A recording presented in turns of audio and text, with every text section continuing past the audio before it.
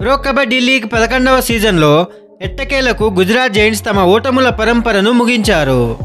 బుధవారం నోయిడా ఇండోర్ స్టేడియంలో జరిగిన మ్యాచ్లో గుమన్ సింగ్ సూపర్ ప్రదర్శనతో బెంగాల్ వారియర్స్పై 47-28 పాయింట్ల తేడాతో ఘన విజయం సాధించారు. గుమన్ సింగ్ 17 పాయింట్లతో, అలాగే హిమాన్షు, జితేందర్ యాదవ్ల హైఫైలు కలిసి విజయంలో కీలక పాత్ర పోషించాయి. ఈ విజయంతో రామ్ మెహర్ సింగ్ బృందానికి మంచి ఆత్మవిశ్వాసం చేకూరుతుంది.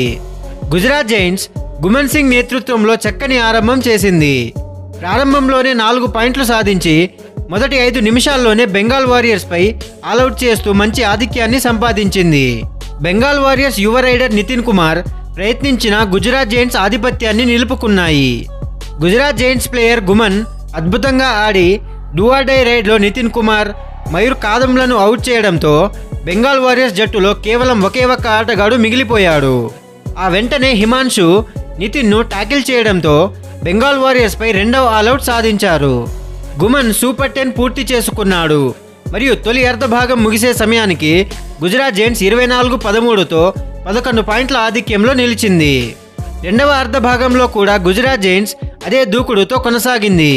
హిమాన్షు హైఫై పూర్తి చేసుకుని అర్జున్ రాధీని అవుట్ చేశాడు. ఇకపై పార్థిక్ దహియా, విశ్వాస్ యస్ అండ్ నితిన్ కుమార్లను ఒకే రైడ్లో అవుట్ చేసి బెంగాల్ వారియర్స్పై మూడవ ఆల్అవుట్ సాధించారు. విశ్వాస్ యస్ యొక్క విఫలమైన రైడ్ తర్వాత జితేందర్ యాదవ్ తన హైఫై పూర్తి చేసి గుజరాత్ జైంట్స్కు 20 పాయింట్ల భద్రతా ఆధిక్యం అందించాడు.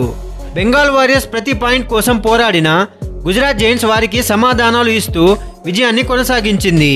నితిన్ కుమార్ తన సూపర్ 10 పూర్తి చేసుకున్నప్పటికీ బెంగాల్ వారియర్స్ తరపున రాణించిన ఏకైక ఆటగాడు అతడే.